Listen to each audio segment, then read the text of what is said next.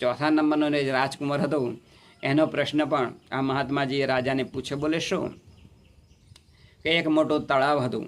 એ તળાવની અંદરથી નાના તળાવની અંદર એ મોટું તળાવ એ પાણી આપતું હતું. આનો મતલબ શું?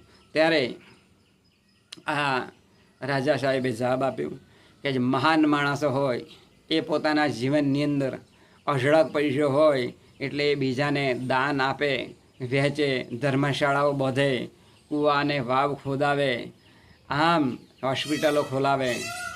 આમ મહાન માણસો પોતાની અંદર જે કંઈ કમાણી હોય એ બીજાને વહેંચે. એની સાક્ષી પણ આ આપણું રાષ્ટ્રીય પક્ષી મોર એ પણ સાક્ષી પૂરી ગયું કે મહાન માણસો હંમેશને માટે બીજા વ્યક્તિઓ માટે એ ઘણા બધા પૈસાનું એ દાન કરતા હોય છે.